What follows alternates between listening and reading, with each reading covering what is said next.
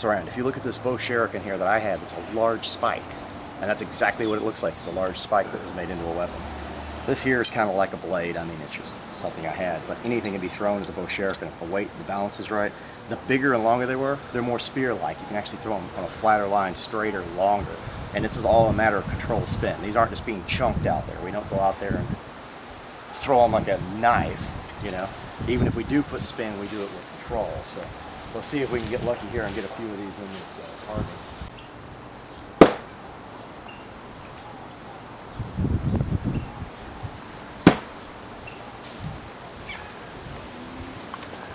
And I'd say that's about the eyes of the Spartan right here.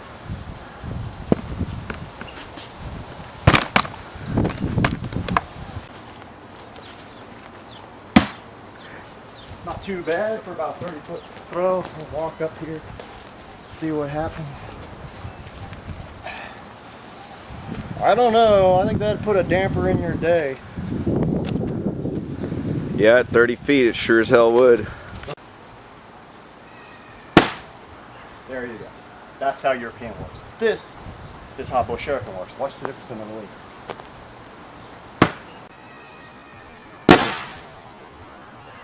There you go. That's how European works. This is how bow shuriken works. Watch the difference in the release. Straight. Meaning if my opponent was standing here for this and he stepped in the middle of this revolution and hit it this way because he moved in on you just for dumb luck, boom, he's hurt, maybe a broken bone if he's not wearing an armor. This one, the entire flight, we've got it pretty much lined up with the guy, so even if he moves forward, there's a good chance this point's going to land no matter what. That was the idea of shuriken jitsu and control spin training. You can throw multiples just like this, like over here. You can't judge exactly what you're going to hit. You can still do it. The reason we're using these right here is because these are actual spikes that could go through armor. They have a decent amount of weight. These could impale a man. Someone with no armor or light armor, dead. Armor might be a wound, but still these would be substantial. Just the weight of one of these hitting, if it hit flat, could shatter the bone. These are heavy spikes. I'm going to show you throwing a multiple here. It's kind of like a shotgun pattern. You have a decent range. And there you go, like a shotgun. Don't know if you got quite the accuracy, but nicely good. Let's check them out.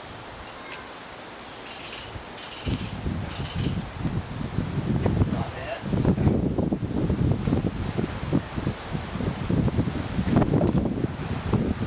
There we go.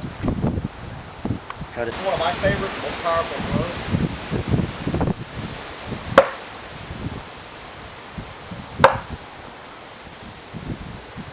If you want to see some power, come check this out. These are embedded. This one is like nailed.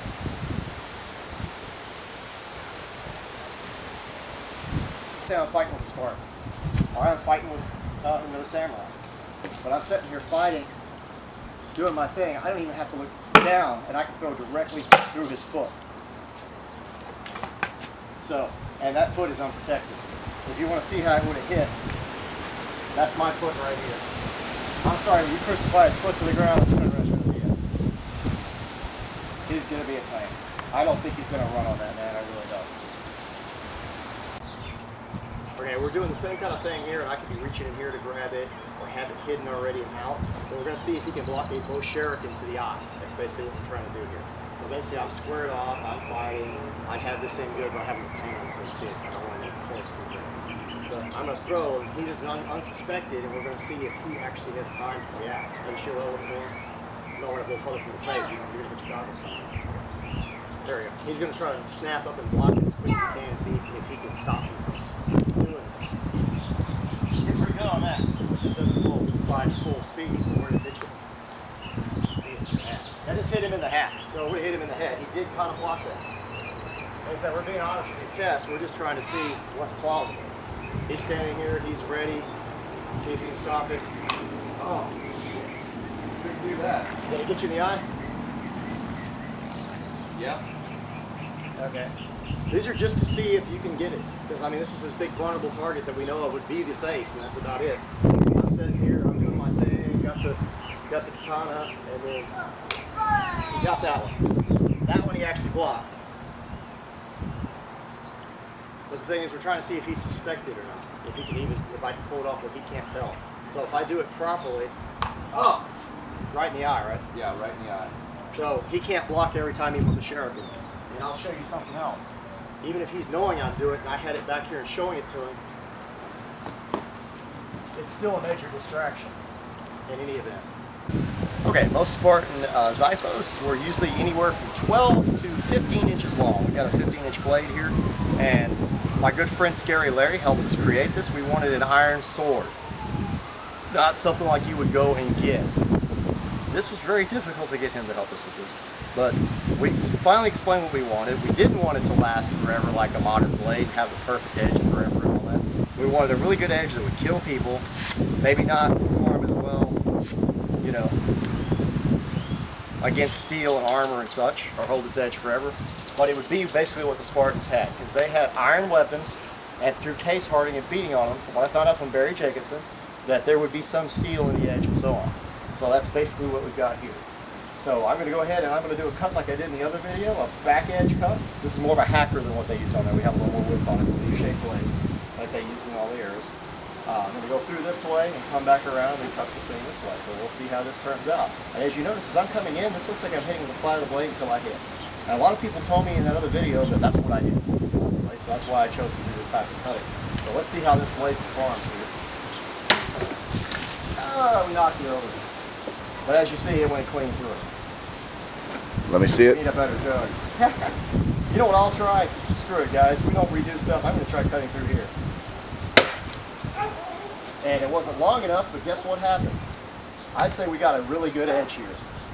Yeah, we decided to just go ahead and test us a bone out about the size of a human bone. This is out of a hog, wild hog. Let's see how it cuts it. God damn, it shattered it. It cut too. It did? It cut? Let me see It it. actually did some cutting, but not much. You're right, it more of a break, but it didn't do any damage to the blade hardly at all. Well, I want to see this up close. There you go. But it did go through. The weight I kind of figured would do it no matter what. It cut into the actual board though. Oh man, I saw that thing turn to Check this out though. dust. It actually cut into the actual, well, it's kind of a dried bone. If we had a wetter bone, it would have been more of a cut. But we actually got a cut into the actual 2x4 when I went through it. So if you ask me, it didn't damage the blade. It holds up pretty well. I just don't know what it's going to do against actual steel or iron. I'm going to try to stab through this barrel here, which is very difficult. I had trouble doing this with a longsword, believe it or not. We'll see what we can do on how good this pierces. Oh! God, man, that's This is awesome. hard to pierce, I wouldn't lie to you. But look at the length, the size of that wound. Dude, if this went in your body and I pull this out, I hate to say this, but the width of this blade, the thickness it had to be for it to withstand, you know, since it was a weaker blade, that's a lethal wound. I mean, if it only went in this far, you're going to have blood everywhere quickly. It's a quick bleed out. Okay. The only culture that I would be testing budded male, this is small rings at a higher gauge, like a 14 gauge, even though this is 4-in-1, a lot of it was done in different patterns, would be for the Japanese. The reason why the Japanese, even though they had raised rings, they had riveted rings as well throughout history, 3/16 inch, a lot of male and a lot of times plates fixed in. Well, we're not really testing the plates, we're testing the weaker areas where it would be budded, because I really don't like budded male. They didn't use it in Europe. I know I said no one used it. One place that was used is in Asia. If you see budded male in Asia, it could be authentic. If you see budded male over here and they tell you it's an old piece of armor, they're full of crap. No one in Western Europe or Northern Europe or anything used budded male. The only people who would have is probably the Japanese. So we're going to see this and see what this Xiphos will do to it. Remember, it's not the same quality as like a katana or a newer quality sword. It's iron with a little bit of a steel base to it. So we're going to see if it damages the male and if it does any damage to the edge. So let's try this out real quick.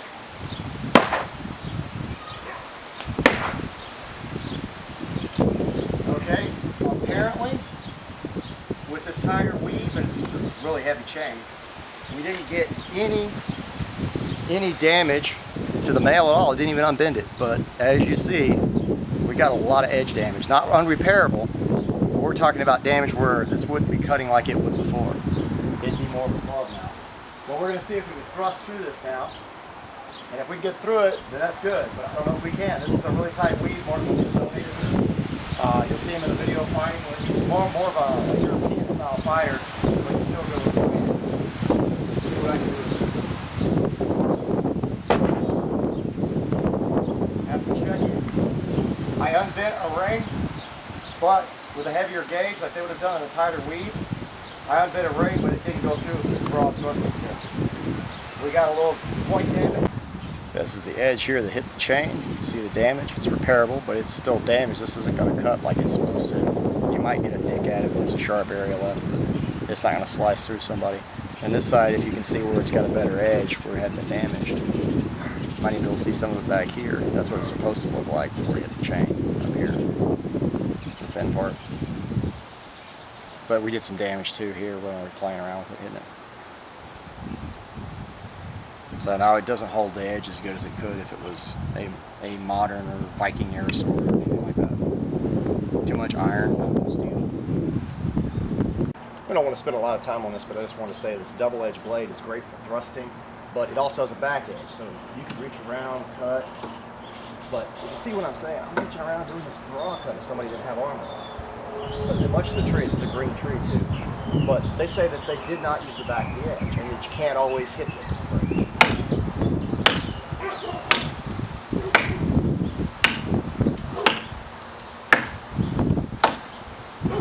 Every blow is landing with the edge, and I'm not seeing a lot of difference. You can't really see it too well here. You might need to bring the camera in. Yeah, let's zoom in on that. I'll try to hit more towards the front.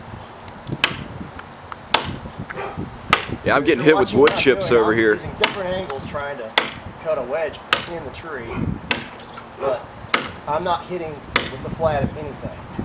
I'm hitting with the actual edge. That would be way more effective than just reaching across and cutting something. I mean, they can say whatever they want, but if I had an opportunity to cut like the back of a leg or into a neck, and I do this, that's going to do way more damage hacking into somebody's neck or a spot, and it takes a lot less time than trying to. Although they'll both work, but I just wanted to state that. I'm hitting with the back. I'm pretty sure you see I'm hitting with the back of the edge. I can do it in all different angles.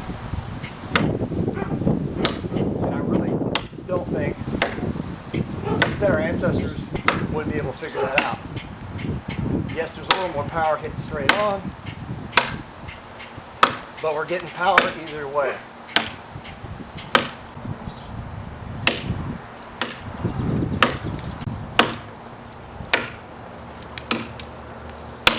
Have you seen it?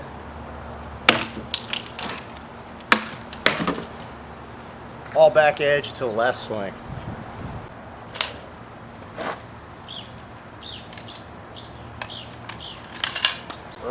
Okay, what I wanted to say is, with a Xiphos, this is a lot poorer quality than a katana.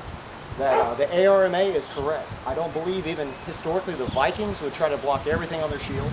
The Spartans would try to block everything on their shield. But if they were going to block, they would block like this. They would block just like that. You see what I'm saying? I caught it here. Now, the reason they wouldn't have blocked this way is this is the very reason why. If you look what we got here, it cut into the actual blade. Now, to explain this, this is a lot poorer quality. What did it do to your sword? Nothing. I don't see any damage whatsoever. So that would have been a good simulation between the katana and this. But if we had equal quality blades and we actually hit our blades together, it would have damaged both blades badly. So what we're trying to explain is, yes, the ARMA is right. They would have blocked with the side of the blade like this, and as you can see, this is poor quality because it actually cut into the side of the blade slightly. But the edge would have been undamaged, and we could actually cut through cloth, cut through flesh, and not had big old gashes in it like this that are ridiculous. That's what we're trying to explain. But no, we don't believe any culture would beat their blades into each other like that. I mean, it's just unnecessary damage to swords. We don't find swords in history damage like that. And the ARMA has done a lot of good work, and you should check it out. But even the katana, when they teach us in Bujinkan, if he was swinging at me, we block with the side a lot of times, or we block with the back. He's coming over here. We'll block this way and then cut. So just let you all see. If I step back over here, if I'm standing here and he comes in over here, a lot of times we'll do this kind of number, or we'll even do this. Or sometimes if somebody's swinging, we'll actually cut in against the thing and into the guy. So we'll try not to actually hit our actual edge, so no damage to this blade whatsoever. Okay, we're going to see what it does to this Varensteiner can. We're going to shoot it and see what kind of penetration we get. See how for fun, pretty much.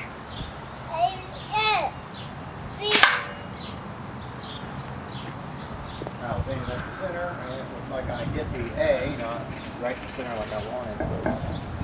We definitely had penetration into the can. Yeah. Where's the... See how deep we actually got into this?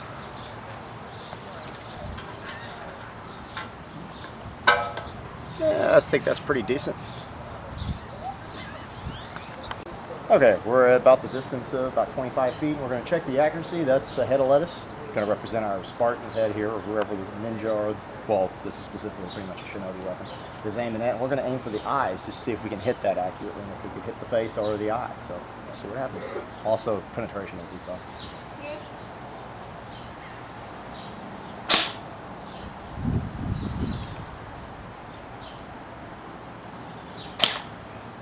Yeah, close enough.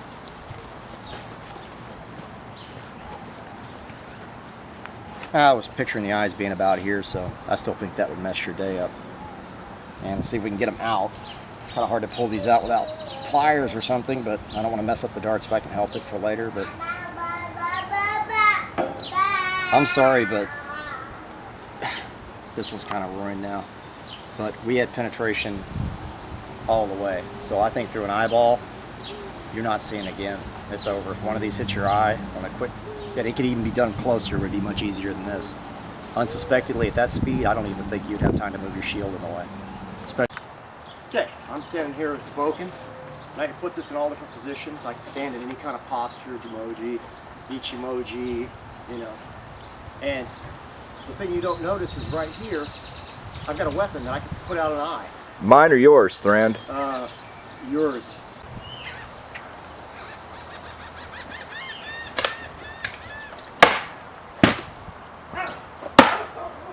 And we got a nice eye shot here.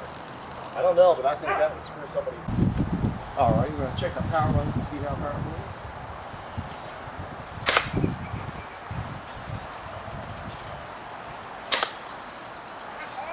Not bad. You hit the face area.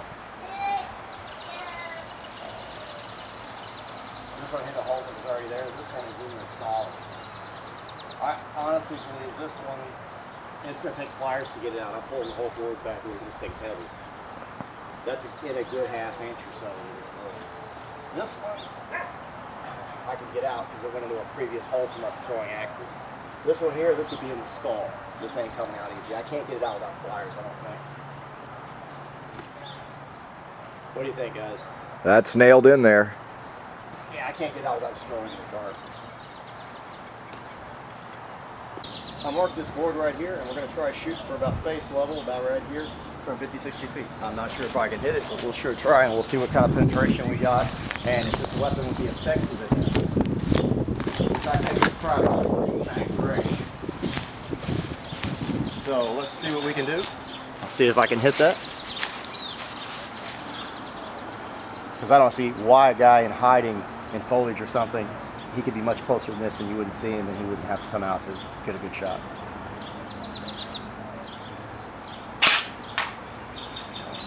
Yeah. Hard compensation from a distance. Yeah, not too bad.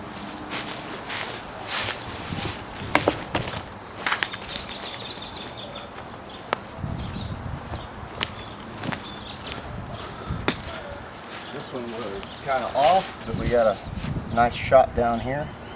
And I'll try to get it where it was so you can see the penetration. It went in about a half an inch, and this is really hard wood. I don't know if y'all can tell. If I can get it out. In a body, that would go all the way into the cone.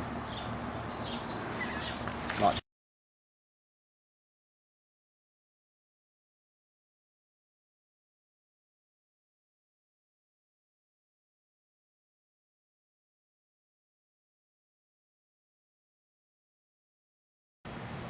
I want to go ahead and shoot this as a trial here, and I'm going to shoot this special dart I made. It's not a blow dart, it's actually a safety dart, so I can actually test this on somebody so they'll be able to block with the shield. But we're going to try it first on this one and see how it shows up here. Hey, Thrand here. What we're going to say is, I'm sitting here, I've got the hidden blow gun. He doesn't see the little 1-foot blow gun, and I'm sitting here fighting with him. So I'm doing my thing, moving around. I come in, and he doesn't expect this. You know, he doesn't even see this gun that came up, so he doesn't know there's going to be a ranged weapon used at point blank range. We're going to see if he can block with this shield, not aiming at his eye. Right in the eye. Sorry, but I didn't see a flinch. I didn't even see him move. Fairly. But we'll do one more here. Let's give him one more chance at it. Now, you totally are expecting it. You know, in theory, you were expecting it anyway, but now you know for sure you've had it happen, and I'm going to get ready, and I'm getting ready to attack. Ready? Okay. He's sitting there. I got to get him off guard then. Just the sheer Metsubushi of it could have gotten him killed. You notice I just came in while he's got the shield up and stabbing. So, yeah, I see this as being a good Metsubushi. And one of the blow darts to the eye, like we tested earlier, if you got one of those blow darts in your eye, I think that would pretty much be a lousy fight afterwards. Alright, we're going to try to see how much power I can get behind this thing. Oh, doesn't seem to have done anything to our center block. And as you know, we tested our weights in Kusarigama with different weights, and it literally actually destroyed the brick. It knocked pieces out of it, it shattered it. So the Kusarigama was putting way more damage out than the shield. Stop. Okay, we're going to try that crazy shot they did, which would leave you wide open if you're looking here. I mean, I'm freaking crazy if I try this on somebody. But let's say I was lucky enough to get in and try to do that. We'll see how this works. This actually weighs 16 pounds. It weighs about as much as the Vatican shield or a little more that's actually on exhibit. So let's see what happens here with this same blow and see if I can get any kind of power. I can barely raise it up, but we'll see. Well, other than nicking the edge of the shield slightly, which they bent theirs in the show doing it, I'm not seeing all this tremendous power. It's more of a push. That's what I'm getting out of this. Let's try one more time with the punch. See if we can get anything done with that. Try the punch, see if we can actually do some damage. I'll try a little lower.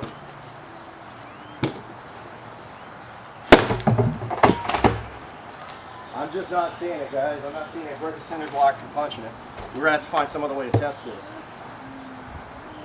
This is the same shield we've been using over and over again. It's taken all kinds of damage, but this is the Viking design. It's not strapped on the arm, as you can see. It's held by a center boss, so you have a lot more reach. You can punch somebody, it's way out there. We're going to try it on the brick, see if we can get a little more speed, because this weighs about half the weight. Well, I should say exactly half, but it weighs about 8 or 9 pounds when that thing weighs about 16. So, and we know that they said 24 in the show. If it weighed 24, I couldn't even accelerate that to punch with it. All I could do is push people with it. So let's see, that's probably what they did. They probably pressed people with it. Let's see what this does to the center block. I'm going to give it everything I got. It's good. You see how fast this moves compared to the other one. Whoa! I didn't see a break, but did you see the difference in what it did to the brick? I mean, did you see how the brick actually moved? I'm sorry, that was totally different than from the other and barely knocking it off. Here, he's wearing a Visby coat of plates. A lot of the later century samurai armor was the same kind of thing. They were wearing plates. They were on the outside and laced together, not on the inside. And a lot of people were arguing that way. So we tested in the other video, we tested the little scale type one, which was earlier century. They also had mail. We'll try to test everything we can in this video as accurately as possible. This is more to test to see about punching and how much damage it does and if you can actually kill a man in the body. So let's see what we got. Any pain? No. Not at all. No pain. Crank it up a little bit. Crank it up. Oh. Alright, that hurt a little bit, so alright. Okay, I'll let go of the body again. Sounds good. Okay, so what I'm saying is this is punching with the edge of the shield. I'm hitting plate. The samurai would have armor and padding. I can see it not even knocking him back and cutting your head off. So I'm not seeing all these swings. We'll get one more good one right here. Anything. Oh, yeah, that's a bruise. But you're not dead. No. You're not going to die and go to the hospital. I don't need a ER. No. Okay, let's try that head. This is the one that they're trying to say was a big killer in 45 Gs coming across this way. This is going to hurt a bit when I do it.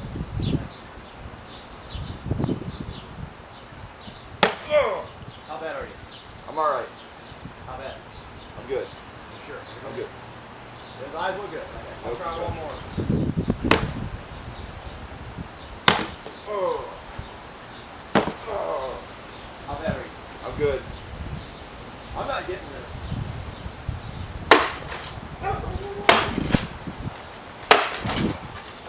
I can see pushing it back. I don't see killing a man in armor. I'm sorry. So all those kills they gave the samurai, you know, the 200 something kills and the 400 something on the ninja, this is the problem I have with this overhead shot. If you were to grab it while I'm trying to do it again. Do it again. I can't even hit him. You're telling me a ninja ain't gonna see this. Ugh! Ugh! And to stop it with his bare hand. And if I try to punch him, like he moves. This is my problem. The samurai's going to be used to this kind of stuff. I'm in here trying to get in. I throw a punch. This whole shield, it weighs 24 pounds. I'm not going to be on balance. I don't think this was a tactic, unless it was opportune. I'm right here. We're fighting. I get a little in. And that's about it. It'd be a softening up blow to do something else. And this is my SCA Viking shield here.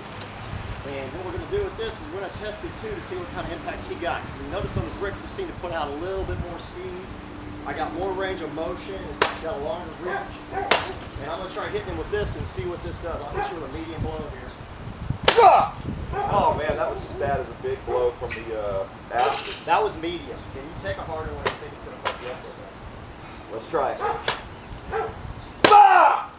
How's it feel? Oh, that's worse than the Aspis. I don't want another one. Are you sure? Yeah, no. You want to try a light one with this? Let's try it. Oh! Okay. No, he no can't more. take it. No, he can't take it anymore. No I'm sorry, more. bro. This moves too fast. This is like hitting him with a medieval weapon. I got a Sorry. little whiplash from that. Are you? This is Thrand. We're looking at the wounds that Eldgrimrs sustained from the shield bashing. Which one did this to you right over here? That was the Viking shield. That was on the second impact. And what was this over here? You don't know, sure. That's probably just some plates that cut into you. We didn't use any padding this That's time? plates cutting into me, and that was from you shoving me with the Aspis. Oh, so the Aspis did hurt, but I don't think the shoving could do any broken bones or anything. No, that was... But that's the only wounds you got right now. Hey, Thrand here. I know we brought the Center Boss Viking round, which everybody associates it totally with the Viking. It was everybody in the 9th century that used that shield. We brought it back in this video to do some testing with it too, because it was just one of those things that... We got a sharp blade here. I was trying to show that. But it was one of those things that they had throughout history. Some of the wicker shields were covered in rawhide. All right.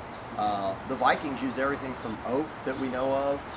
Linden wood was the best wood for shields because it kind of gave in spring. You also hear them using pine.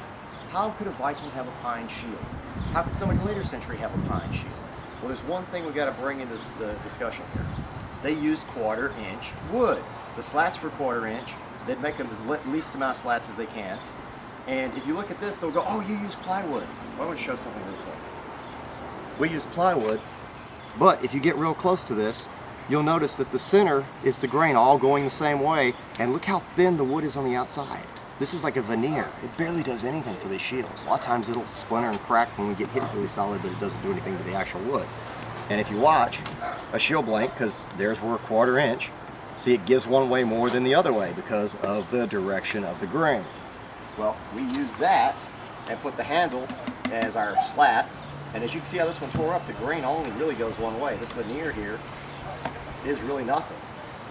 I mean, it does the job of something else that they had back then. And let me show you what they used. They used rawhide. Now, you'll see on stuff like Herstrick where they covered a shield with leather. They didn't use rawhide. They used leather. This is tanned leather. This stuff here, if I cut it, cuts clean through, you know? I mean, this stuff here, I can pretty much cut a chunk out of it, all right? You saw it come off there. I'm pretty sure y'all saw it. I mean, it's leather, but it's cuttable, right? This is rawhide. This is what they use. I don't know if you can see. I know he can zoom in, but I want to show. That is kind of thin compared to what they use, and it weighs almost nothing. That's the thing about this leather. This leather's heavy. You check this out, you put a big piece of this up, this weighs more than this here, and there's probably less coverage than there is in this if you unroll this way. Okay, here's what I want to show. This here,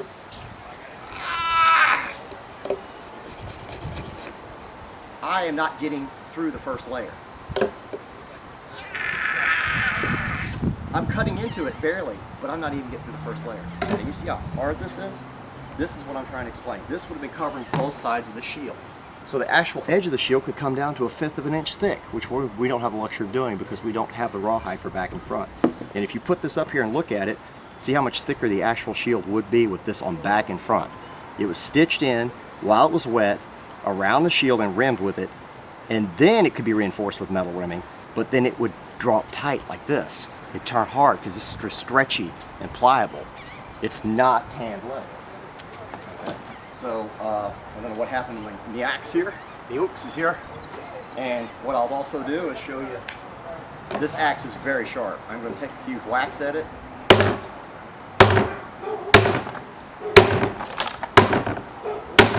And I know you might have seen the Herstwick site where they cut clean through the shield when they hit with a big heavy axe.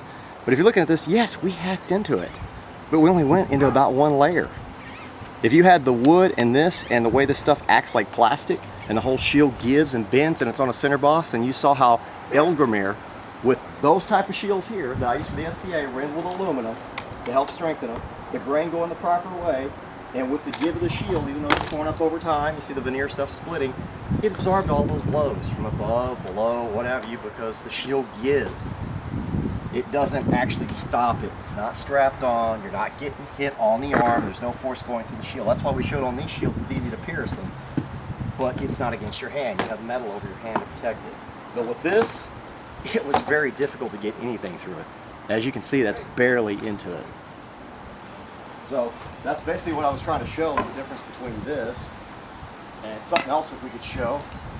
If I have something to do this with, I didn't even totally plan on it, but I wanted to show it. If we put this between here and pound on it, it should have a spring. It doesn't break, it's not a bone. I'm trying to show the resilience of this material. So no, it's not hard and brittle. The whole thing is giving and bouncing. Are you seeing it? Can you see it on the video over there? Yeah, I see it fine. Yeah. So I mean, I could hit this with a Canabo, and even with the little studs in it, back in front of that shield, you're not destroying that shield. The shield might change shape over time if you kept beating it, but we're not getting breaks and cracks. And just to show you, it's acting spring-like and bouncing. This is not leather. Now, not to put Herstwick down, they did do a good test showing that a shield covered in leather is better.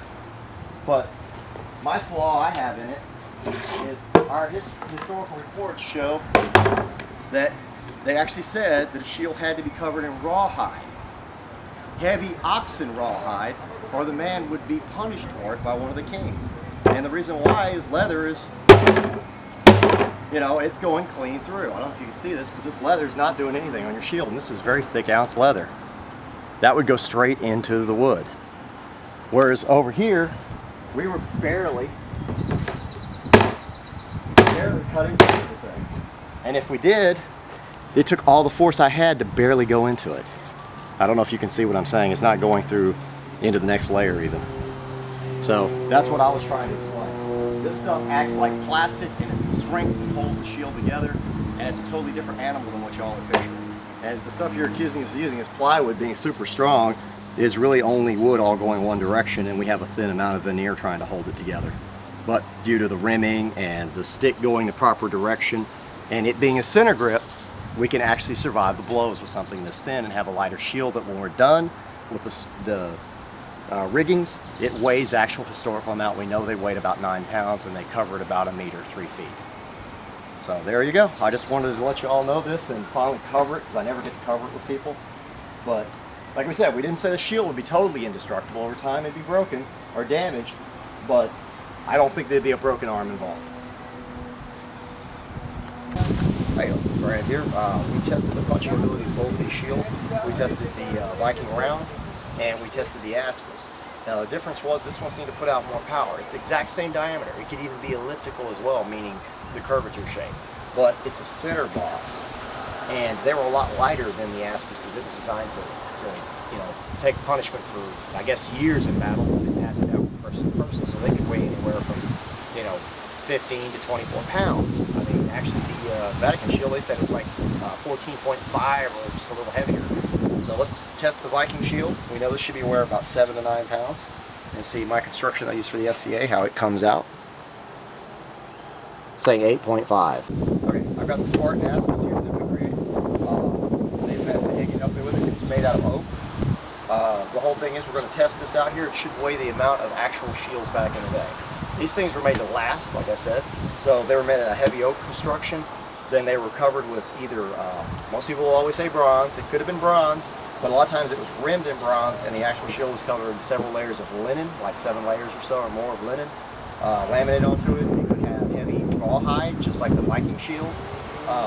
I mean, there's lots of different things they did to them. They wanted them to last to pass down. This was something you did not drop. It was the equivalent of the samurai's katana later century to the actual Spartan. So we want to weigh this and see what kind of weight we get for it.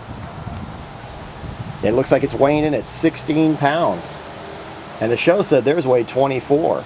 And this thing is really hard to punch or wield.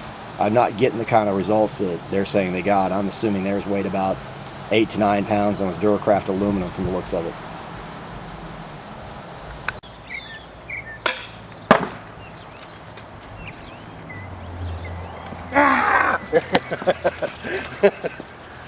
There we go, we had a charge and we're going to try it again. This is with the 3-foot Aspis. We'll try again here.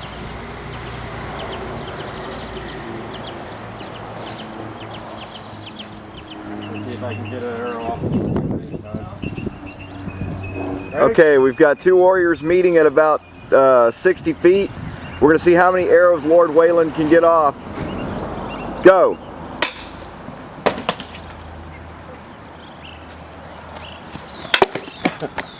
Shit, where'd that one go? I'll go get it. Did it bounce over here? It bounced up. Alright, we're going to film this one more time, only Thrand's got the Viking shield. Again, we're going to see how many shots our bowman can get off.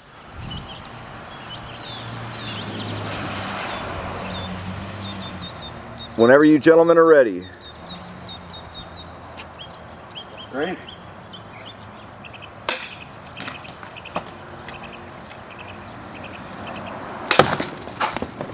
I'm dead. He would have to start switching to a weapon way sooner than that. Yeah. Definitely. Let's try that one more time.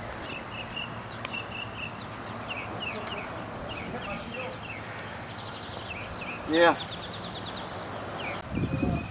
Alright, ready when you are. Ready.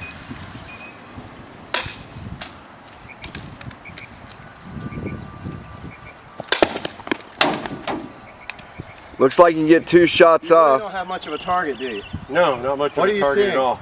Mostly just shield and the top of the helm, or even if an arrow went through. How hard would it be to hit the shin if you're aiming at the shin or foot? Really hard because It they're just grabs in moving. between. Yeah, they're moving.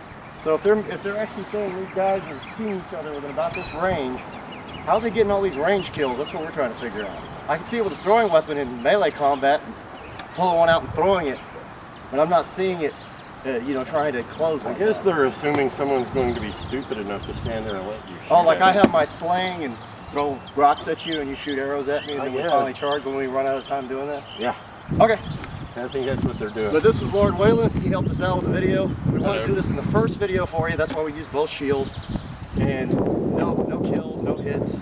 And you want to show how accurate that thing is? Like just hit something in the tree or something? Or he's going to shoot at this tree over here and just nail the tree. This is more accurate than a regular bow. It's like a gun. You get to aim it. And this is what he likes to do here. He hit it right in the head. See, that was the head right there? He nailed the tree. So he can hit what he's aiming at. That's not a problem. You want to shoot another one or you're good? Oh, I'm good. Okay, but Right. he just showed you. He hit the tree dead on at that range. And And this you can't is, hit the shieldman because the shieldman's looking at you and he can see you firing. I can actually see the arrow for a little bit while it's coming. I could put the shieldman away unless I'm point blank and then it's too late. So that's what I don't get about this. And the draw weight on this is about 70 pounds. 70-pound crossbow for the SCA. It's actually an SCA legal, so if he would have hit me, he wouldn't have killed me or anything like that. Don't have full armor on for the war. And blunts. Yeah, all their blunts. Hey, Thrand here. The reason we didn't test the Yumi is we didn't think it was totally fair because Spartan didn't use ranged weapons. But not only that, within 60 feet is what Deadliest Warrior says they sight each other in this program.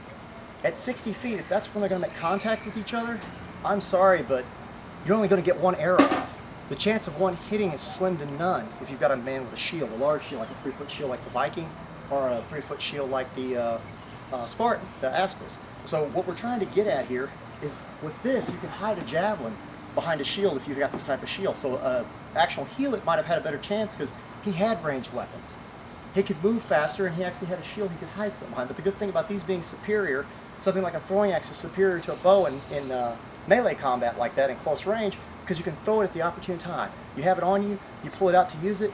If the guy moves in on you too close, you can still fight with it. I can fight with this axe. I can fight with it with the shield.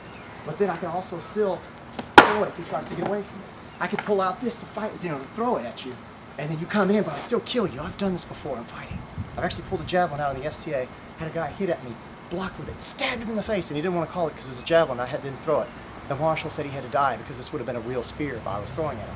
But when the guy backs from you, you can still throw it. And the bow shuriken was the same thing. The ninja had it on him, but he pulled it out, a large spike like this. I can fight close quarters with this. This is just like having a blade or a knife. I can kill a man close quarters with it. But if I have to, then the guy gets back and we're back to our throwing.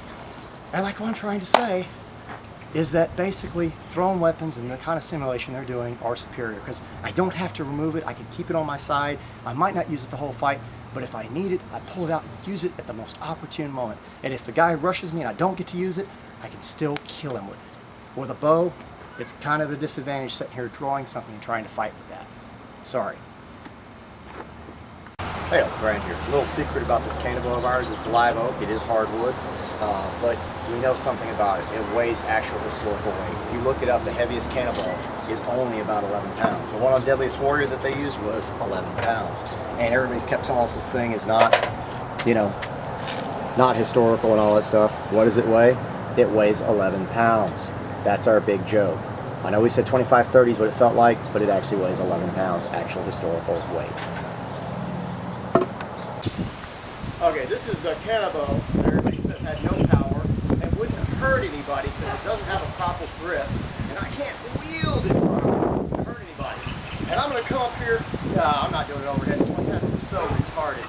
Now, what we're going to do to answer the video, the guys are sitting there telling us we've never held a Canabo and we don't know what it's like. They don't know what this thing is like. And I'm sorry, but this thing has range of motion and weight. We're talking an explosion. Yeah, that totally decimated that cinder block. And that ain't bamboo, buddy. No. And this is what you said, that Eldgrimr was blocking and it wouldn't do anything. Almost hit him. Crap. And as you see, another freaking explosion. This is what that shield stopped. We're going to try it against the Aspis as well and see if he can take that with that. I don't think so due to the strapping on the arm and the elbow taking the blow and the edging hitting him. Really don't think so. This is my only Canabo. Okay, we're testing the Aspis against the Canabo. Let's see what happens here.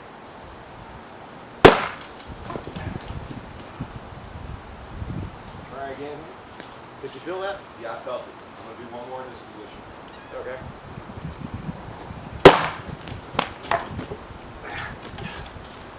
It's hard for him to get in with that little dagger. I can almost get another swing around the other side. I'm going to try it. Okay. In that kind of position. Oh, did I hurt you? Good. I was trying to see if I can get another swing. I can definitely hit him in the time it takes him to try to get to me with that little thing and the reach on this. Okay, we're doing one good one here as hard as we can just to make sure this is a good defense. Oh, you hit your head? Yeah. Are you alright? Got fire. What happened? Oh shit! No, we're gonna got fucked up here, man. Sorry. We should have used the helmet. You Yeah, you got a cut. You have a concussion? I told you, you said it wouldn't hit your head. I didn't think it would. Oh man, it sucks. You got a good gash. How's your arm? It's fine. The arm survived, but the shield hit him in the head. Okay, Thrand here. Last time, he was standing here and he had this set up here, but he was trying to absorb the blow with his arm, knowing I'm going to hit him in the arm. He was just holding it out and letting the whole shield give with his whole body. The problem with this, I see, is when we tested that way, I'm focusing on his arm. I'm trying to just really hammer that arm as hard as I can. But the flaw was when I came up at an angle and he did that and tried to let his arm just give, the whole shield tilted up and hit him in the head. That means if I would have done that, he thought I was hitting his arm, and I came in and hit up here, it would have nailed him right in the head. And I'm sorry, but if I hit full force that way, even with the helmet, if he had the shield up a little bit higher, like when it hit your, when it was here, this could transfer full energy over his head, injuring him anyway. So what we decided is, if a Spartan was using this, he would have to put some resilience to his arm. He'd have to have his arm rigid. It'd have to be this way to try to stop it. He can't just hold it here and expect to absorb. So we're going to retest. He's going to put his arm out and try to stop this. And I'll hit in this area, and we'll re-see if he feels any damage or anything through the shield. Ready? Oh! Did that hurt? Yeah, it hurt. Okay. Hold, don't punch out. Just hold your arm rigid. Oh, even rigid, I'm still getting hit by my own shield. How does it feel though? It doesn't feel good. Just as I assumed you would get damage through the shield, that's why they had these 4 yellow springs on the show, and they had a brace inside the shield, because even the Canabo trying to stop that kind of blow, even with that resilient of a shield, you're still going to get forced through there and injure the arm. That's what I was looking at. Yeah, Tom, how's your shoulder and your arm feeling? Oh man, my arm hurts, man. I don't want another shot from that. Okay, what we're going to do is put this down on the cinder block. And as you can see, it's an actual cinder block. But I devised a test because my belief is the force is going to transfer straight through. So let's say you're the Spartan and you have to block a face shot and you put it up like this. This is straight. I made sure he never did that because I told him that'd be a bad idea to put it straight out. He pushed it up like this, but he didn't put his arm straight out. If any time you had to block something, put your arm straight out, this whole bone here is in a bad situation. Plus, how's your body feeling? Oh, my body is aching, man. Like a freaking train wreck or something? Yeah, I feel like I've been in a car accident. Okay, well we're setting this up here, and what I was trying to explain is no matter how rigid the shield is, and even with padding, if something comes down and hits your arm and you have it rigid, like let's say you were that Spartan laying on the ground and the samurai came over. I'm sorry, but that would be your arm or your body. I mean, that's just not acceptable. I wouldn't consider that good at any given time. Hey, Thrand here. I want to explain something. This is Eldgrimr. I want to explain something about the Canabo. This here is a piece of live oak just out of a tree that was cut, and it works great for me. I can handle it. Some people might not be able to handle the thing. I can swing this, right? The swing is very unrecoverable. The way you defend with this, as a lot of people show these spikes and stuff on it, is you defend with it like you're using a staff or something.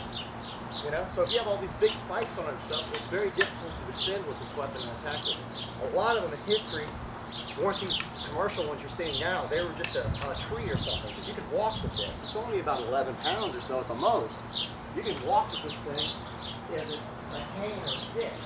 And, you know, of course, they can be more tapered or made better or whatever. This is just so we can have something that's actual weight. This is the actual weight that it's supposed to be. But it was a lot like a good dog. And a good dog is means good day in Flemish. It was a big maul with spikes on it to kill a man in armor. Why wouldn't I be carrying a bow staff? I mean, a monk or a priest can carry some kind of staff. A peasant can carry a staff anywhere. A peasant can carry a stick like this if he wants. He says it's a walking cane.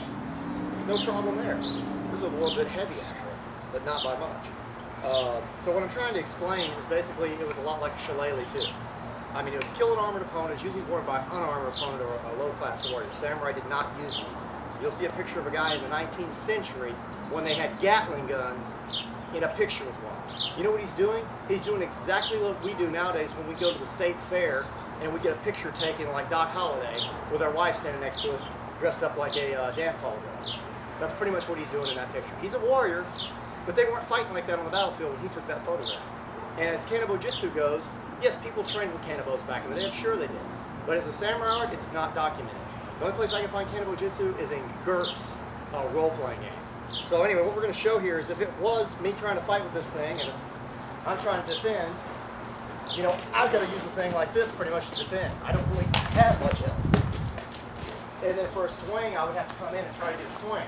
I can use it like this and so on, you know, to defend, but it's very hard to defend with to actually block. I pretty much have to move. Everything he does, I'm moving to get my blows in and stuff. This is a very awkward, unwieldy weapon. And yes, you have to pretty much put your hand up on it to do something with it. You try to block like this, you'll never be able to do it. Now, if he wants to rush me, I can do stuff like this and hit and so on. But this is an awkward weapon, like you got me right there.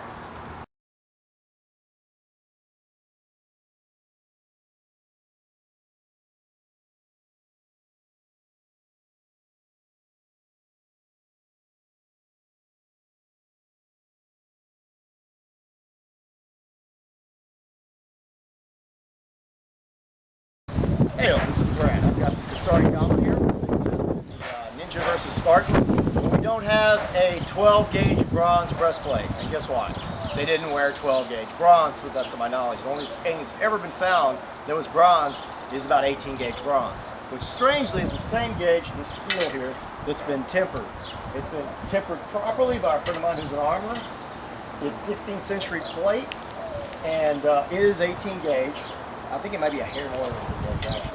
But it's tempered properly, meaning that if this Kusarigama here, done properly, like a Japanese piercing Kusarigama that would be used for combat, goes through this, then it would go through any bronze breastplate or cuirass that the actual Spartan would have been wearing, or Greek hoplon. So we're going to go ahead and try this out and see what kind of penetration we get, and see if I can actually pierce this breastplate. If it pierces at all, I'm going to be surprised, but if it does, we know for beyond a shadow of a doubt it would go through an actual bronze cuirass.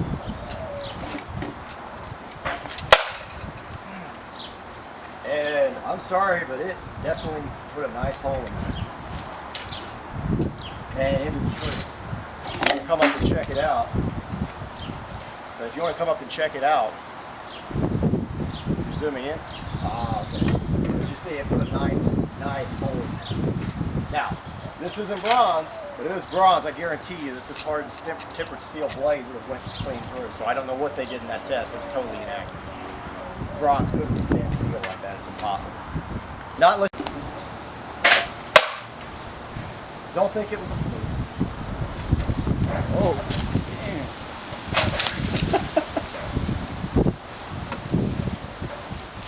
damn. That proves what the Kusarigama is capable of, and these could even be heavier and all steel construction. They would have went clean through like butter on bronze. Sorry.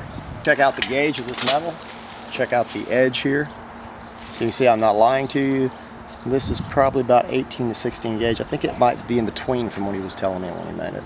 But I know it's heavier than 18 gauge, 16 being thicker. But this is tempered as well, properly.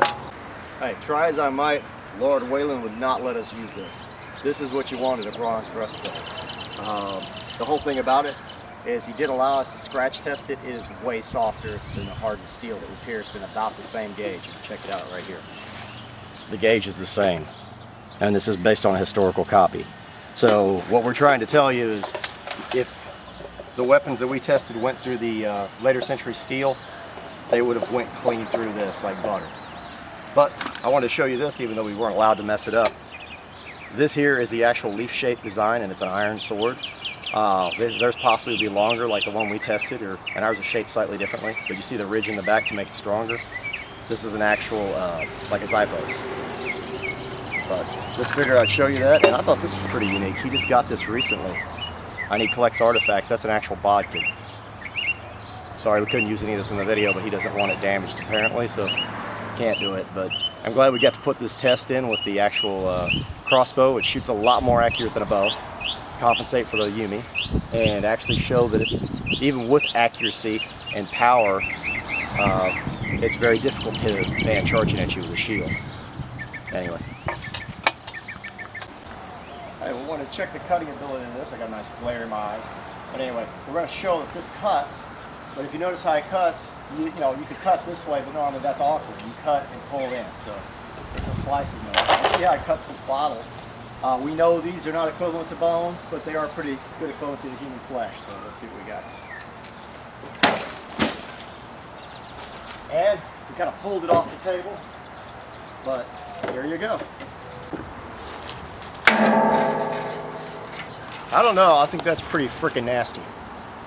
Considering that's tempered thin steel, but it's still tempered.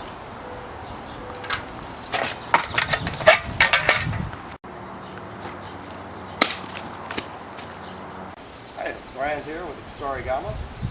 It did great with a 16th century breastplate. We actually pierced it, which I didn't think was even probably possible due to the tempering and the way it's made.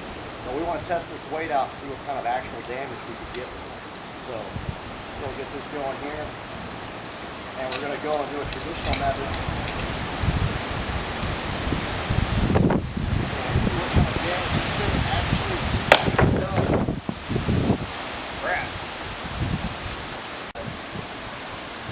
See how I'm spinning this?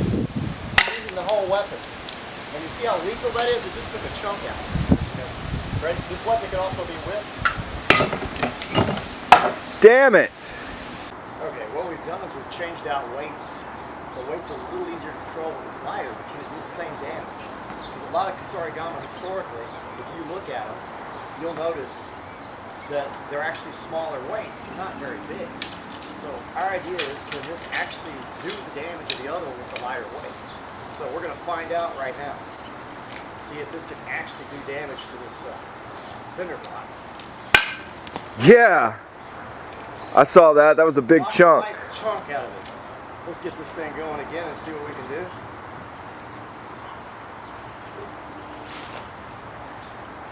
Try to hit it from the front side. Yeah! The lighter weight seems to be doing the trick. It's pretty nasty.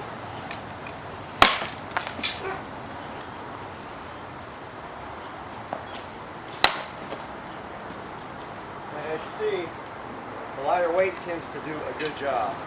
We'll switch hands even to try to do it more historically here. Well, supposedly they use their left hand.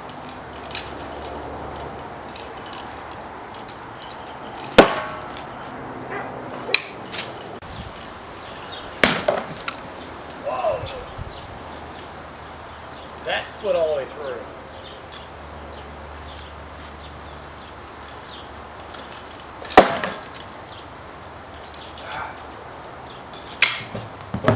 And one of the reasons the thing swung this way is you tend to swing down slightly. And if you notice what happens, you want it to wrap under and up, going like around a leg or something. So when we come around, it's more likely to go on top, which actually gives you a better grip than if it's underneath. You go away and go over the chain. So I notice that the technique where you traditionally use it this way, not like what you see in the movies, a lot of stuff, the guy will be sitting here doing this on it. Not to say this is totally wrong, but traditionally it was in the left hand, supposedly, not the right, and it was done this way. See how my hand is? And I noticed from filming that I got a lot of little abrasions on my hand, so if you had to, you could work your way through your hand this way if your hand started getting damaged because of the chain. You know, up to about 2 fingers. You can still use it effectively within the middle of the fist. But I mean, you're supposed to start off this way. Your hand starts taking damage, you can work your way through, you know, to different fingers and still be able to use the chain efficiently and properly. And all the stuff you see where they're taking it and they're spinning it like this and then pushing it back the other way, or you'll see stuff where they come around and then bring it back around. This is just to get it spinning different directions. That's all it is. And it's just the same thing as if I have it up here and I'm spinning it and I want to go the other way, so I come back around this way. I mean, it's pretty it's self-explanatory. You're just doing it like this and then boom. That's all you're doing.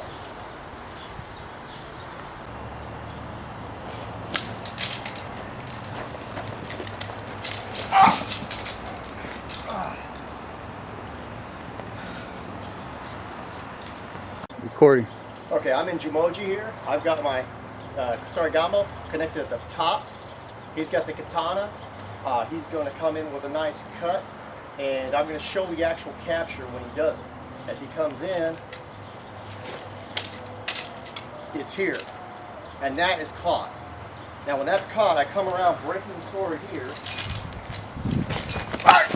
throwing him this way, and then killing him this way. So as you see, he could not withdraw this blade. Let's show this one more time, just the capture. We're not going to do the throw. The blade's here, and I'll show you no matter how this blade comes in, if I don't move, it's there. It's not going anywhere. Try to pull the blade up. He's not going anywhere unless I want him to.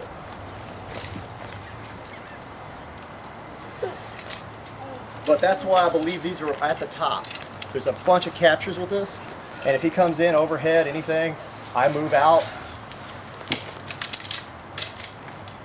I now have his weapon. I can even one-hand this and keep control of his weapon. That's why I believe they use this top grip. A lot of people don't know what this is for anymore. They only connect them here at the bottom. But I want to showcase something different in the video. And I think just for that very disarming factor, and being able to use it kind of like a Kusari Fondo and catch everything in the middle, but having it attached to the top gives you way more ability to be able to capture it all sorts of ways. Its blade's not going anywhere. One more here. I thought this was good enough to show, like if this comes in even, you don't have time to do much. That's not going anywhere. If you see what I just did here, that's not going anywhere.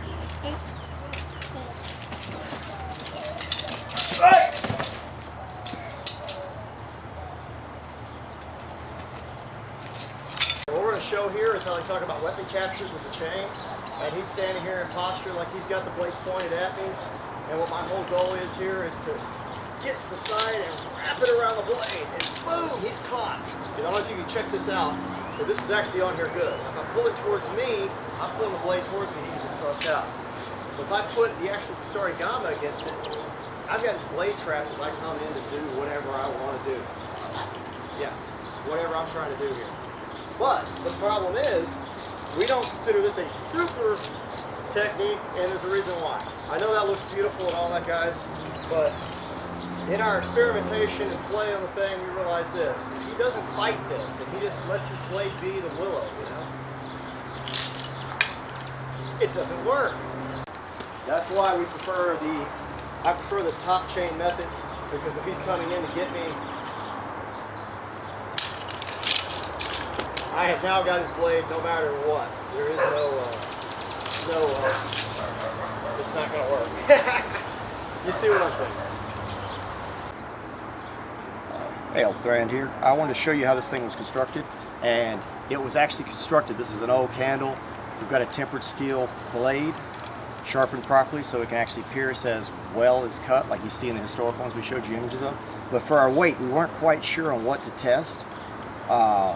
The samurai supposedly used heavier weights, which is sometimes even a shorter chain if it's connected on the top and used like a flail. And then the lighter chain, or lighter weight on the chain, which is a pretty nice chain, would be used for entrapping. Because a real heavy weight like this, we'll show you, we did a test with this, and it would actually move the sword out of the way instead of wrap around it. Other than that, it breaks cinder block well, would dent in armor easier, but it's a lot slower. This one's easier to control, as you can see in the video, and seems to do about the same amount of damage due to the acceleration. So the reason we made it this way was because we can interchange the weights. But just a warning to anybody out there, we don't condone you doing these tests on your own and stuff and hurting yourself. We're not responsible for that. We don't want you doing it.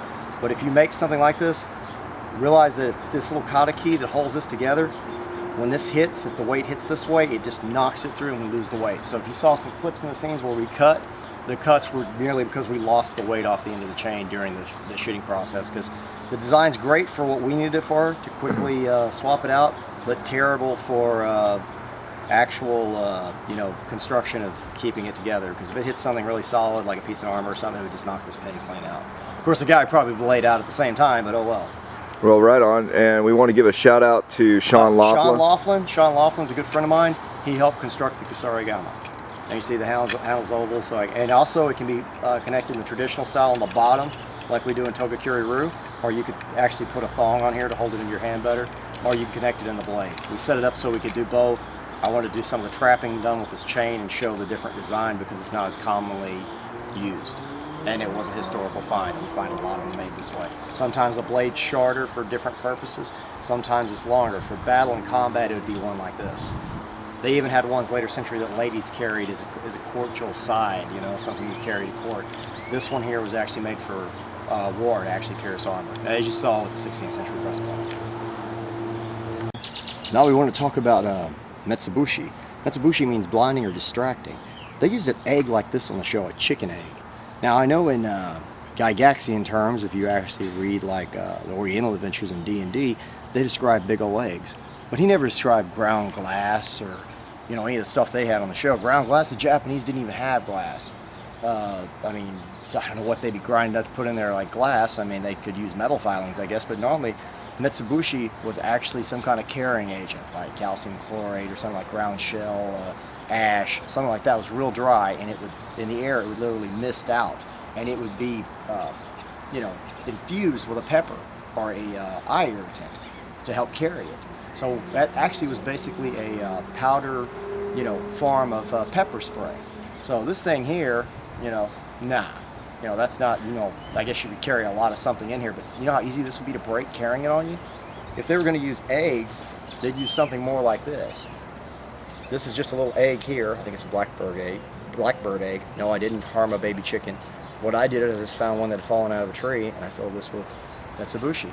Well, actually, it's a talcum powder for all purposes in the video, so we can throw it and stuff and not hurt each other to demonstrate it. But also, they could use little origami packs. You could put gunpowder in these. You could put blinding powder. You could put any kind of thing in here, and then if you need to use one, I mean, I know it takes a little bit longer, but you just tear it open, it's in your hand and ready to go. I mean, that's all it was. And it's all sealed up because of the way it's folded. Hey, the Thrand here. We're going to have Eldgrimr here. He's representing the Spartan. Get your good stance where you can try to defend yourself. And I've got my spear here and a surprise. We were talking about Metsubushi. Now what we're going to do is see if this will actually get him when I throw it. I think that would have worked. He didn't even react and he knew I was going to do it. Did that get in your eyes? I would say definitely. That was plain. It's all over his eye right here. And he didn't even hardly react. All this stuff that happens close up like this is pretty much the end of combat. So if you want to take that off, that was a good hit. Yeah. But I'm just saying he didn't even react in time when I threw it. 90% of the stuff, the Spartan wouldn't be reacting quickly if this was done in the midst of combat. Now, this right here is a Japanese poison water cannon. Those liquids are showing applied usually weren't thrown from the hand or the face. It's really hard to throw liquid. Or the traditional method of throwing a Metsubushi is you take it if it's in something that's hard to break and snap it on your leg and then throw it, right? Well, the way on the other video I did earlier, I just kind of took it and held it down where it wouldn't get me in the face and just popped it because it was a really easy tear to break. There's no point doing it all, which helps, actually, if you do it right, helps with the effect of boom and something happens to you. You know, helps to cause the shock. But this here wasn't used as commonly, but it is a what do you call it, poison water cannon. We're going to see if he's here and I pull this thing out, which you wouldn't be totally expecting that if he can block in time. You get your shield a little closer and stuff. You know, we're going to hold it out in front of you like you're going to use it. Get the posture. Yeah, you know I'm going to do this. We're going to see if I can splash him in the face with this. When he's not expecting, I'm going to go ahead and shoot. And did any of that get in your eyes? Yes. I had a little extra there. Let's see if that hits you pretty good. Did it hit your face? Yeah. Even though he blocked, as you see with this little cannon, I can hold it up high and shoot it, and I even have a little left to get in there. And it hit him right on the goggles. So he would have been blinded by the blinding agent if I would have came up at a distance, and this can shoot actually further than that. So this would actually have been a good way to employ a Metsubushi and actually blind him, or, I mean, all the kinds of chemicals can be used in there, even flammable chemicals can be used in there, and then to light him later if you had a larger gun. All right, we're recording. Aim at my eyes, and I'm going to try to block. Okay, I'm going to stand here with the shield and walk up here and show him you're here. He's got real Metsubushi that fused with pepper. What he's going to do is throw this in my eyes directly, and I'm going to try to move or whatever and see what happens. And if he's going to do it unsuspectingly, so I don't expect it, see what this actually does to my eyes whenever he's ready. And I'm being the guinea pig.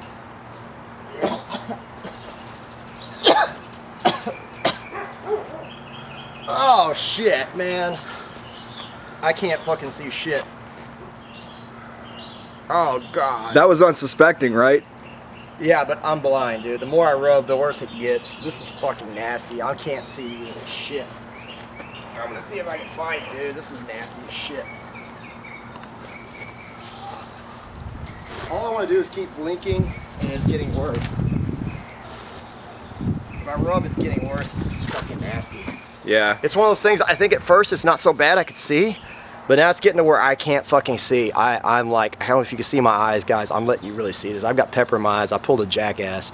We use real Metsubushi. When it first hit me, I'm going to be honest, I was thinking not so bad I could do this, but I can't see right now. I don't know if you're seeing this, but I mean, this is just total tearing. My eyes are fucking in pain. I can't look at the camera, dude. This is fucking All right, nasty. go get some water, man. I need water. Fuck. It's getting worse. Shit. Okay, I'm here, and I want to show some of the fire skills to a degree. We have a little flash here for you and see how this does.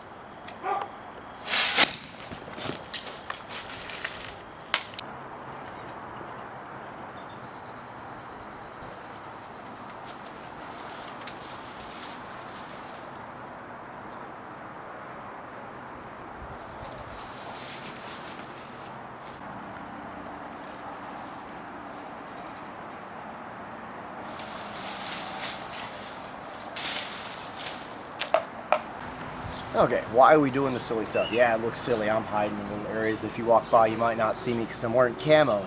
No, the old shinobi or ninja didn't have camo. But different times of the year, day and night, they'd wear different colored clothing.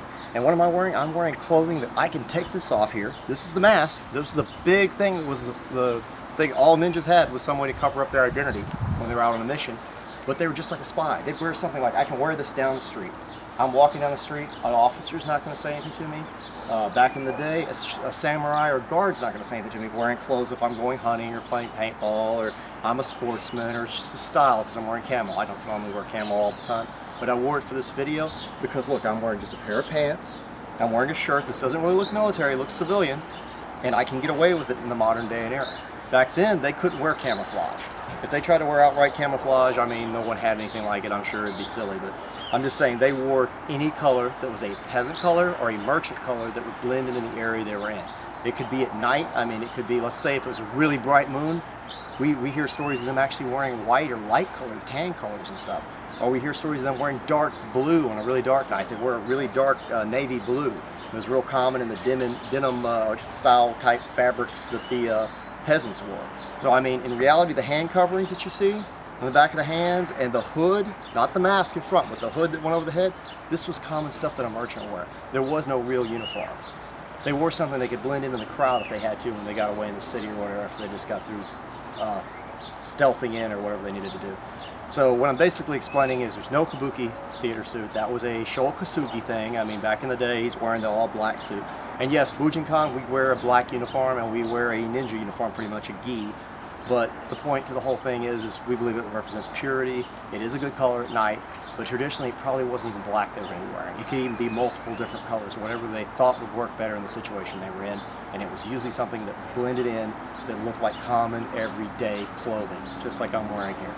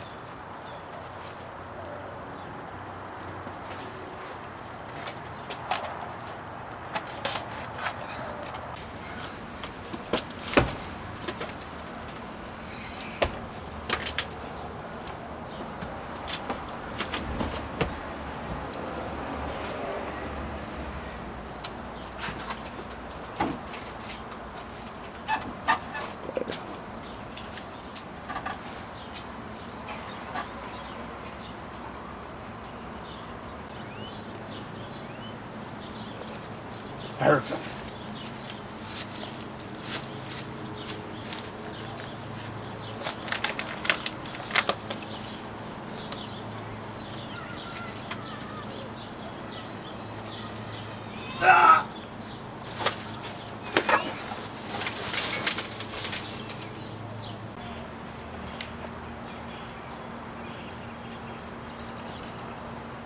Okay, from the inside of the shield, he's defending and so on. I'm here. If I catch this, but he tries to thrust at me. I catch this and push it down and step on it. He's going to try to bend. Boom. I've got him right here, straight in. Other techniques with the Spartan. You were fighting it. He tries to come straight in, attack you. You're over, hooked. You've got your thigh right in here. You just keep opening all this stuff up. Like I was showing also, the way he was grabbing my spear when I was fighting him, pushing it over like this, I can really come back and push all this stuff together. Open up. Let me do that one more time so I get a better idea. I didn't really want to keep the spear there, but that's what happened. That's what happened. He knows better. Roll it over and it's in. But just to show you, there's so many different ways you can use this type of weapon. Oh, sorry. Coming out and hooking. And if I get the inside thigh here on a Spartan, step back and pull, this will slice everything in there because there's nothing on that Spartan's leg. So I'm just saying, this weapon here would be lethal. Not to mention, I wouldn't have any doubt that a big, massive blow that's coming over, if he didn't get it with a shield, could possibly pierce his helmet. Because this would be just like that Kamayari that we just pierced the breastplate with. It would come straight in and just bomb. And of course you got all your hooks like behind the neck. The actual weapon can be hooked or pulled, stabs under the arm, but you can actually hook the arm. And there was not a lot of protection on this arm as we saw earlier. Just wanted you to see the inside, what it looked like. You can actually use this weapon.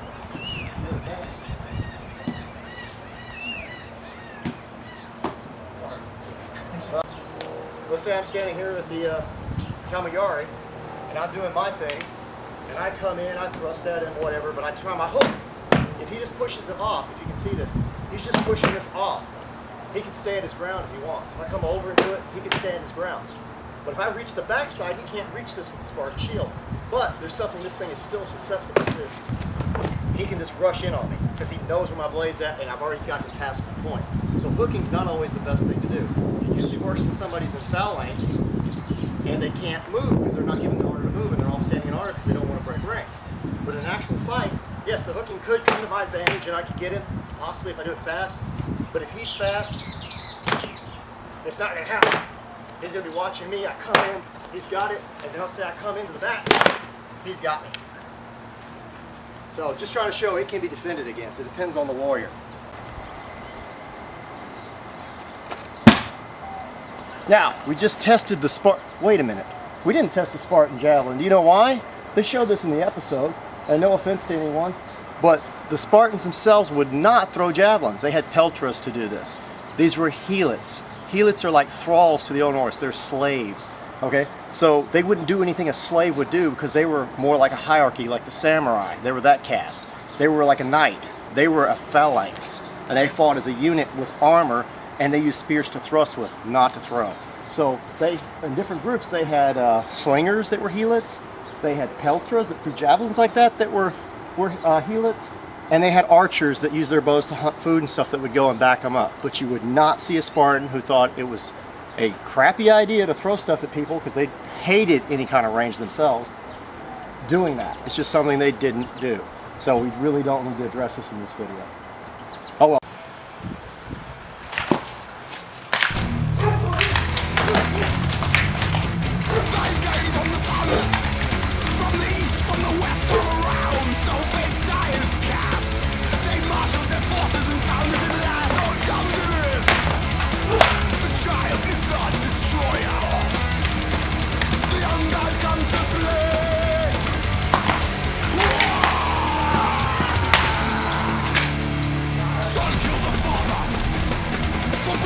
All that I crave. Shells explode across my hide. Take me, death.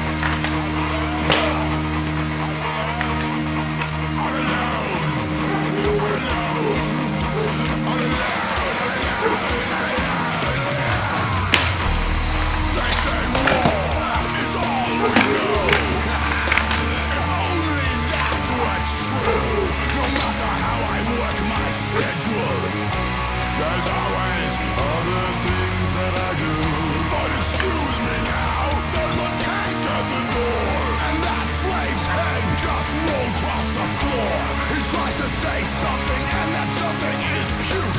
Right about then, the pigs set off a nuke.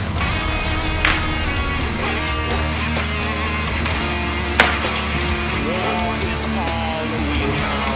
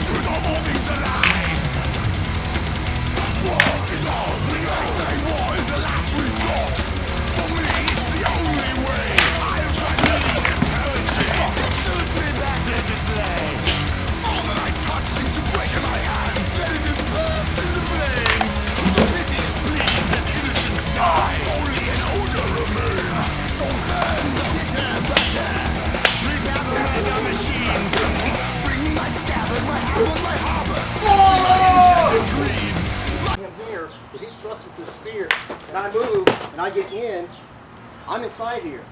He can bash me with this, but if he tries to bash, I mean, it's pretty much, I'm still in. You know, I've got a blade and I'm on this guy. I just got him in the back of the leg.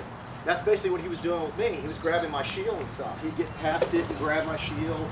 He'd push me down with the weight of the shield and his weight and then just finish me if you watch that. Well, the reason why is this spear has length to it and range. It's very difficult once I get past the point. If he thrusts at me and I'm in here and I grab this spear or something, you know, he's got to switch to that sword. That's about all he can do. So if we watch him here and he's got the sword now, I've got something that's got a little more range than that, but this is a very short weapon. We did like an old wakizashi or like a ninja toe weapon, and I'm trying to fight. His only way to do is just rush me. He has to bum rush me and try to get me with that thing, and I can still fight. Like I hit his arm right there. You saw it come down and get in. But I'm just saying, I can still fight him with this length of blade. But his only bet is to bum rush me, smash me with that shield, which we determined this doesn't kill people. But he needs to get in on me and keep me from using this blade and stab me. Okay, he's only got two ranged weapons. He's got his short range weapon and his long range weapon, which is a spear. And yes, it can be choked up on, and he could possibly even use it like this. But then we're at that same problem again where he tries to come at me, and I'm in here disarming him, cutting him, stabbing him, you know, and finishing him off. And that's the problem we got here. He's got to get to this weapon quickly. We've got him with a lanyard here. I think these are quite common back in the day. I could even see a Spartan doing something like this, but the reason he used such a short weapon, which this is even longer than we use in the fight, we use the actual length out of DW. We use the 14, 15-inch blade. Where if he's standing here and we're in a shield wall and we're pressed up against each other, he could stab my leg. Look, he's got perfect range, even with a shorter one. He could stab over, because I would have a shield and I'd be here too up against him, and that's what happens in a phalanx. So you might opt to go to that over the spear, because the spear can't be used that close. That's if they get past the spear point. He's got a spear point out, this is a phalanx, and you want to use it underhand probably. We're standing here and we're both the same way, and it's this kind of thing. And then if I try to get him past this and I make it past this point in the phalanx, keep your shield flat, you'll be flat. And I get him past this point, there's another point right here. And if I get all the way up to here, there's another point right here. Because up to 3 rows, these guys are hitting me with these 9-foot spears. That's our 8-foot spears. That's what we're trying to explain. So that was the whole principle of the phalanx. That was the whole point to the phalanx. And that's the only thing I saw wrong with the fight. The shield won't actually kill the samurai in armor. I think it would wound the ninja if he could hit him. But I mean, it's very difficult to hit with his leg, bend over here and try to rush me, bum rush me just at the right time and stab me. If you watch that, he stabbed me in the side here, he stabbed me in the neck. This is his only best weapon here, is this shield and this sword. And considering he didn't have a javelin, that spear in single combat, if he tries to maintain that, I think is a death trap. Because you can, in real life, you can grab spears. I mean, heck, if the guy had nothing on at all, and he's trying.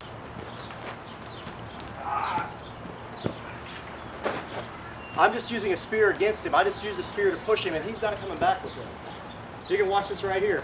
Anytime he thrusts,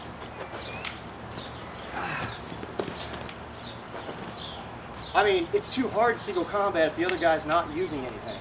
You could say the Spartan was so much faster that he would be, and you just couldn't do nothing about it, but it's just really not true. If you know he's coming with a spear, and you see it, that's pretty much it. You know, you're now fighting with a two-handed spear. Sorry, I think maybe they had straps to hold these things on their back. They have straps to hold these things on their back. Now, we can't say things that they don't say in the history book, but I could very easily say that if they strapped this up on their back properly, they hung this from their arm in single combat, which we have no depictions on anything that they ever did this, the Spartan, because he was a phalanx fighter. He didn't care about this kind of combat. You know, this wasn't what his bread and butter was. A helix would have done this kind of thing. But if he was fighting like this against the samurai, and he had the shield up better than this, actually, sorry guys, we can get it up higher. But for the demo, this is good enough. The shield would protect his back, just like a Viking. And no one's to say that this never took place. Just my pants, these things are terrible. But he can fight. He'd be fighting the samurai. He has more control over this. And if he has to, he could actually have this, which would be easier than using a basket here, to use. Now he's got a shield on his back, he can block, and defend, and still fight. But there's no record that they ever did that. I mean, of course I could put this on my back better, but sorry guys. Could have done with these same weapons that might have won, but not using them like DW said. If we try to use them with spear and shield, not in a phalanx, it's just not happening. And this shield is not good when everybody's bringing up this pancreathon, all this kind of stuff. Alrighty, one other thing. In our first video, Eldgrimr used a sword that everybody said looked like a baseball bat. And I'm sitting here with it right now, and it's been reconstructed into a katana. We've got a slight curve to it, the best we could get. The cutting edge has been marked. We have a nice heavy leather suba. And right back here, I want you to look at the wood. This is rattan. This stuff is solid. This has about actual weight of an actual katana, this length, or an old wakizashi, because it's a hair shorter than some of the modern katanas, by about that much.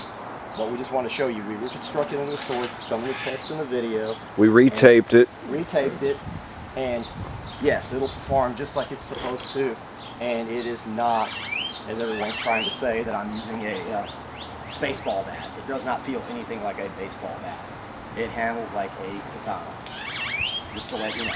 I mean, but it is a solid wood, and this stuff without armor, if you took a blow to the head, could literally kill you. One nice heavy blow to the head could pretty much be it. I mean, seriously. This might be a little proof here, but I will try to see what it does to this, but I guarantee you, you will see it. And if you watched it shatter a piece of the top of this, which is easier to shatter because it was already on there, that's the kind of blow this thing is capable of delivering to a head without armor.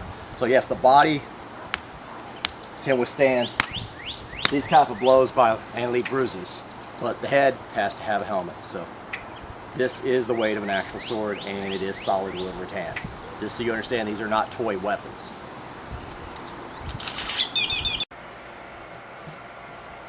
Hey, Thrand, I wanted to show this quickly because we kind of forgot about it. When Marquez was fighting me, and he was representing the samurai, specifically the samurai, he was using this. This is like a large tachi, or a nodachi. And if you see the nice curve where the handle even curves back, and it's even a longer handle, this was what they fought with earlier period. We don't believe that a 16th or later century samurai should have been fighting a Viking or a Spartan, because it's kind of redundant. You know, you start getting that late century, and they start changing from what they originally were. Early period, they used big swords like this. This wouldn't be wielded one-handed. Like this could be wielded one-handed, and this was a later century dueling sword that we're used to here, this size of katana. This one here would always be wielded two-handed because it's extremely heavy, and this provided the length. So we used this instead of a naginata like they picked. And actually, we showcased a different polearm as well that the samurai could have used like a jumoji yari, or a actual kama yari like the ninja could have used. So what we kind of did is crossed our blades. We got one that's in between an owakisashi and the shorter one in the katana, which is like a ninja toe or a shinobi katana. This one here is a cross between a tachi and a nodachi kind of, because it's a little bit long for a tachi. But the idea was we had both lengths that took place in those fights, and we tried to even them out. Against this blade here, I probably would have been better just fighting with the Xiphos and the Aspis, because I can rush him and possibly stab him and kill him, and this is harder to fight with up close. But I didn't do that from the beginning of the fights because we were trying to actually dispute Deadliest Warrior's fighting. They said that he got all his kills with the spear, and he started with the spear and shield, and that's the way he did it. And I'm sorry, but I think if he would have saw this and realized what he was up against, and he was a seasoned warrior, I think he would have bum rushed with the shield, slammed in, and started trying to stab with the Xiphos if he knew what he had to do. I really don't think he would have even tried to, with the reach on this, try to use the spear one-handed, because this has more power than that. It's a large cutting blade, something that they could not even create in the Spartan era. They couldn't make a blade this long that could function properly, not bend or break or something. And if they did make something that's long and big, it'd be so heavy you couldn't use it. So that's all we're trying to say. That we use the two different length blades to represent the height of the warrior, pretty much, of the samurai. Because this was an early period fighting sword, used two-handed against armor. And then the other weapon was more of like a ninja toe type length, or it could be a katana. Because remember, when they say katana, they say tachi. Nodachi is definitely meaning a big sword. It's a otachi. Okay, so what you're actually saying, each one of these names is just sword. That's all you're saying. It's like if you say Thrand or Svarth or in Old Norse, you're just saying sword. No one knows how long it was in history, but we know they use these large blades. Hi, Thrand here. Hi, Eldgrimrs. We just want to talk about stealth. They always talk about X factors on the show. I'm sorry, they shouldn't consider if somebody trained since they were 7 or 6, or let's say like the Vikings, they had their children trying to fight since they were like born. As soon as they started seeing people fight, they'd give them toy weapons to play with. They gave them children's weapons. And one of the stories, there's children who go back, I believe it's an Icelandic saga, and they go to avenge their father's death. And they all have children's weapons, like children's axes and swords, because they weren't big enough to wield the big ones. But they use stuff like this. And I'm sorry, if somebody's a warrior or a herseer, some people have natural ability. We see this nowadays. People will train, and let's say they'll train for a shorter period of time than somebody else, but they have a natural ability. It's just that person. And that's why we have people in history that are famous and other people who are not. You agree? Agreed. Yeah, some people have a natural knack. Some people could train all their life and only achieve a certain level. I mean, they'd be really good from the training, but I mean, it's more like they just practice all the time. And a lot of it's from you. It comes from inside you. It's not the actual what somebody else teaches you. You can't do exactly what they teach you. You have to do your own budo, your own taijutsu, and that's the way it is. So what we're trying to explain is this: the stealth thing. That's the only thing I think should be the quote X factor. What do you? Yeah, absolutely. Because there is no X factor for culture or anything like that. Everybody had martial arts. The only X factor that exists is somebody using a stealth technique. Correct. If someone stealths and you do not see them. And a matter of fact, they talk about Xerxes, and he sent in a spy. They had spies or scouts. He sent a spy or scout in, and he went in on the Spartans. And guess what? He said he was undetected. He thought for sure they were going to detect him and kill him. But they were so busy combing their hair, because they knew they were going to die, and this is something that they did. They combed their hair, They groomed themselves. People were naked doing calisthenics and wrestling and dancing, whatever, having a good time because they knew they were going to die and they didn't really care. I mean, they were brave people. Well, he saw this as they were lighthearted when he got his spy back. You know, he thought they were lighthearted and they were taking death lightly, or, you know, and he was wanting to know why. And he was thinking they were going to retreat originally. Well, one of his turncoats told him immediately, if you look at the story, you'll see this, told him that no, that meant they were not going to retreat and they surely knew they were going to die. That's how Spartans show their bravery, what they were doing, you know. And so the whole thing is, you got a whole thing there. The scout went in, he believes that they saw him, they would have killed him. He says he didn't get seen. That means I don't think stealth was a main factor to them. Now, we could also say that maybe, you know, Leonidas might have went, oh, spy, let him see us. We don't know. I mean, there's no way. So I can't be that way about that. We don't know. But the thing is, if the ninja did his stealth properly and he set the trap up, and this is not a combat arena we're talking about. This is like the SEAL team when they went in there and did the stuff they did recently. You get it done. They don't treat a man like a man and give him honor and respect. They just treat him like an animal and hunt him and kill him. That's different. But the samurai and the ninja were of the same caste. They were both warrior class, correct? Absolutely. We have done enough research on the history. Stephen K. Hayes back in the 80s was trying to get people to train in Tokyo-Kyoryu Ninjutsu. He came back from Soke Hatsumi and was trying to teach people. The thing was, it was hard to get Westerners to actually train in Japanese martial arts. It wasn't Japanime everywhere. The Japanese weren't respected like they are now. And everybody thought that they were all Buddhist and Shinto, and that was against Christianity or something. Not like we have anything against Christianity, don't get the wrong idea. But what they did is they came back, Okinawan martial artists came back and said, well, you know, we're teaching this way of discipline for your children and stuff. It's not about religion. It's our martial art. It's something we learned to fight the samurai with. And these samurai were evil. They pretty much said, you know, samurai are evil, and we beat the evil samurai this way. Well, Hayes figured out if he went ahead and used the same ploy and what that the ninja were persecuted Japanese instead of Okinawan. These are two different countries for people who don't understand. They're two areas. It's a separate island from Japan. That they were the same, and that's how they came up from the farmer class level, which we're not saying there was never a peasant that was trained as a samurai. There was. Okay, I mean not a samurai, but an actual ninja. Some of them were. They had operatives that worked for them. A lot of them were just spies. But what we're trying to get at is most of them were samurai caste or samurai class. They could have been out on the battlefield against the Spartan if they knew they had to fight him on the field, and this is the only way they were going to get to him. They could have been out there in full armor. I mean, full samurai armor. They still would have had their bow shuriken. They would have Metsubushi techniques. They'd have had all their little tricks. They could even use a Kusarigama. And like I said, all the ninja were Samurai. Yeah, all the ninja were samurai as well. All the early ninja were actually samurai. The Shoninki was written by a samurai. Everybody who knows he was a known samurai. And everything he wrote was the pure art. I mean, it was all there. So what we're getting at is, he would have been on the battlefield in full armor if he wanted to. If that's the only way he could get to the Spartan guy, for some reason it was his mission to kill him, he would have been on that battlefield in full armor. Matter of fact, if it was a formal duel, he might not even have used any of the special tricks or techniques. You know, he would have fought just like a samurai. And as we saw in our fights, the samurai can win in that battle due to the gearing if they fought like the vase paintings. But basically, Miyamoto Musashi, he fought a guy with the Kusarigama. Did they say the guy with the Kusarigama was a ninja? No, because a Kusarigama is what? It's not a total... No, it's not a total ninja weapon. There was a period in time where everybody wanted to use it. It was a flail with a weight on one end and a warhammer and a military pick on the other end. Yeah, there we go. Basically a military pick. And the samurai Kusarigama is not what they used on that show. They actually used like a modern martial arts one that looks like an Okinawan sickle or farming tool. Yeah, like a farming tool, exactly. The actual real one, and I can show you one again we showed you, it's actually designed to pierce armor, and we've probably showed some pictures already of the traditional ones. Some of them are made out of steel. They're all metal. I don't know exactly what metals, but they're all steel, one piece of metal. Right, they're very reminiscent of a military pick or a Lucerne hammer, the head of a Lucerne hammer like you see in European styles. It's designed to puncture clean through armor like a knife through butter. Exactly. And it's gonna puncture your body through the armor. Oh, we did some testing on that, and I didn't have any. I don't know. Sorry, we didn't get it filmed, but my friend who helped us with our Xiphos actually had some bronze. We didn't have enough to make anything in it, but we had some bronze brazing wire. And the sword we made with the iron would slice into that bronze. It would literally cut that bronze, and it didn't hardly damage the edge if you scored across it. It just cut into the bronze. So we know that their iron weapons were stronger than their bronze. It was possible to thrust through bronze armor with their weapons without damaging them very badly. The flaw was if you started getting into lots of heavy iron armor, or that lacquered heavy iron, or chain even that budded mail damaged it that was made of steel. And yes, I don't know if they totally had steel, but they did have iron and different stuff. It's just the whole idea of it.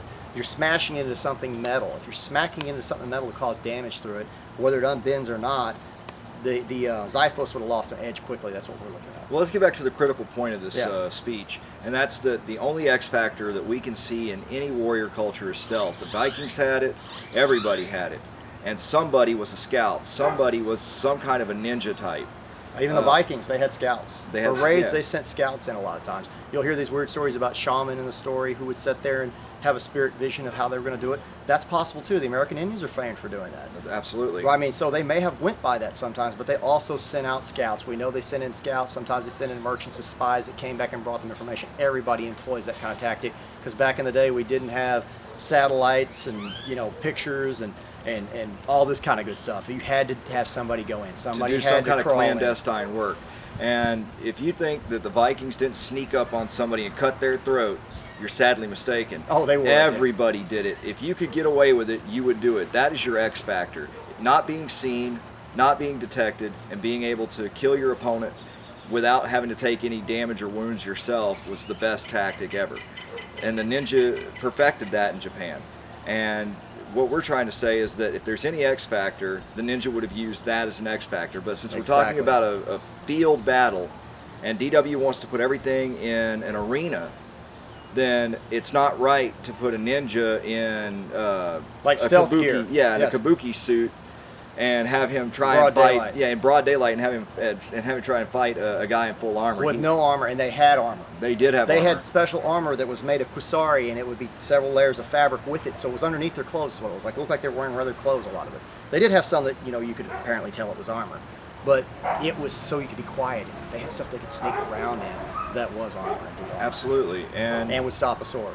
sure it would. And we've already tested the butted chain, the butted kusari. And my chain in other videos, which is in a lighter chain, and it is joined. It's joined, yeah, And absolutely. they had this. There was areas where they wore all chain, the samurai, kusari. Then they had kusari with plates. That was usually the one where they used the heavier gauge bent together rings because you could get away with it because it didn't cover as much area, so it wasn't as heavy. And yes, they had lamellar. So did the Vikings earlier period have lamellar, and other cultures, the Byzantines and so on, which was laced together scales or plates. Yeah. And then later century samurai did have sort of plate, but it would be larger plates, kind of like the a coat of plates we use, the Visby coat of plates for the samurai in this video, because we didn't have actual armor to use, which we did, but it absorbed the blows well, and the punching with the shield didn't do anything through it at all. Not at all. And again, Dungeons and Dragons. How stupid is that? Oh, that's all right. Deadliest Warrior. Excuse me. That Deadliest was a Warrior. Freudian slip. It was a Freudian slip. That's what we believe they do the combat Yeah, that's simulation. kind of how they do it. It's Machine almost just like rolls dice. Yeah, that's exactly what we always say. That Dungeons and Dragons is Deadliest Warrior. Deadliest Warrior just rolls dice for everything. The Deadliest Warrior puts apples to oranges, and you can't put a guy with no armor, who had armor, who could have theoretically had armor, against full armor, gear, yes. against a man that's already in full gear, and it's inferior. The Spartan gear is inferior to the samurai and ninja gear of their time period. The samurai and the ninja had better gear. They had steel. Their kusari was steel. Their weapons were steel. Everything they had was of steel construction. They were in a steel era. The Spartan was in a bronze transitional period into iron. It was actually the Iron Age, technically. It was the Iron Age technically, but they were kind of in that transitional period. Because they couldn't make good iron armor yet, yeah. They couldn't make good iron armor, but they were still using some bronze, but they were making iron weapons, wrought iron. And it would have some case hardening. It would be Yeah, a little case hardening, but some steel to it. A little steel to it, but it wasn't quality enough to get through samurai or ninja armaments. And that's really the important factor in gear. If you want to talk about X factors, let's talk about X factors in gear. The X factor in gear is important. We can say that there is an X factor to gear. If you're using wrought iron with a little bit of case hardening against somebody with steel weapons, you're probably not going to do as well. And steel or really good iron armor. Yeah. Your only hope as a Spartan is to get into niches. Yeah, under the arms, and yes, the samurai had openings under here, inside their legs. A lot of it was cloth, and they just had armor hanging over them. Yeah, and sometimes the samurai used false armor, faux armor. Yeah, something- sometimes on their arms and legs, to make it lighter, they'd use the iron plates and stuff on their body and their arms were actually leather. I mean, it looked like they were lacquered and everything, so you couldn't tell the difference between them and the actual metal, but they'd mixed in leather so they'd be lighter, so sometimes they wouldn't have the protection you would expect on the arms. Again, and we're legs. coming back to deception. Exactly. And You you would know- assume it's metal so you wouldn't attack it. That was the whole idea behind it. Absolutely. Deception is the X factor in combat. And Metsubushi was one of the biggest that the ninja would have Yeah, used. like when I got blinded, that was horrible. Yeah, I don't the think- blinding I could powder see was- glimpses. I won't lie. I could open and close my eyes and see glimpses, but that's just it. I couldn't keep my eyes open for long, and I couldn't open them very big because of the pain. And it's not just a pain; it's a natural instinct. Your body doesn't want to allow you to do it. You can't just fight through it and go, "I can see you." Right, and we Yeah. don't think a Spartan could have done that. yeah. DW had it completely wrong. I keep calling it Dungeons and Dragons because to me that's what it is. That's his It's- Freudian slip here, and it's Yeah. probably because we've talked about it so many times about how it works. How, but- yeah, absolutely. Deadliest Warrior is like Dungeons and Dragons to me. It's a big fantasy thing. It's almost like a role-playing much. game. They don't use real blinding- fight mechanics at all. Absolutely not. And you put blinding powder in anybody's face. I don't care Yeah. how tough you are. Or shoot his eye out with a blow dart at close range where he doesn't have time to block and he doesn't even see it coming because it comes out of nowhere in Yeah. the midst of the fight. You're not going to continue fighting. Oh, If you do might continue try, fighting, but but- you're not going to do very well. Yeah. I mean, you're at a huge disadvantage, and that's something that Deadliest Warrior tried to say about the Spartan. Oh, they're so tough. You know, they train with. He was broken barefoot, by bones. the way. If you threw one of those Bosherica through his foot, I guarantee it would change the fight slightly. He might have calluses on the bottom, but when it went through the top, I don't know. Yeah. So that's what it. we're saying is we think the ninja and the samurai, this is our surmise, had the advantage. Does this mean they're better? Does this mean that there's no Spartan that could have beaten one? No. And we're not saying it would happen all the time. It's the individual. We're just saying out of 1,000 fights, there's a good chance that he's going to come out on top due to gearing and Gear style. is the big deal. And styles of combat compared. Now, if they had some other style, like I showed you, like maybe they used the spear separately and one of them tied his Xiphos, a light Xiphos on here like a dagger or something to fight with, and he had his shield strapped on his back, good, you know, yeah, he could do good, but the problem is then we're getting into that crossover stuff that y'all don't like the SCA. You could see an SCA Spartan doing that. I mean, on the battlefield, beat Yeah. somebody against a samurai or something, and no one would say anything because it's all right for us to do that. So it's possible that they did it. I'm not gonna lie, it's possible they did. Looks like I think they passed the spears back and drew their trick- Xiphos so they could hold the front wall and not die and stab around it, keep their head down while everybody else from behind But killed. the trick is that I believe that. I believe that Absolutely. they might have, even if they were in a wall where it wasn't moving, like at Thermopylae, that they might have put their shield on the backs while they had straps on it to carry it and fought with their spear two-handed to have more control and get more kills. And by the way, the Persians had no helmets. I just wanted to add that one. Yeah, the they Persians had no helmets. They had good armor, or else they were wearing a tiara and maybe a turban. So if you punch them in the face with a spear, they're dead. game over. Yeah, they're dead. That was the end of Now, them. it's been my contention that if Deadliest Warrior wanted to really do it right with the Spartans, they should have used a heelet.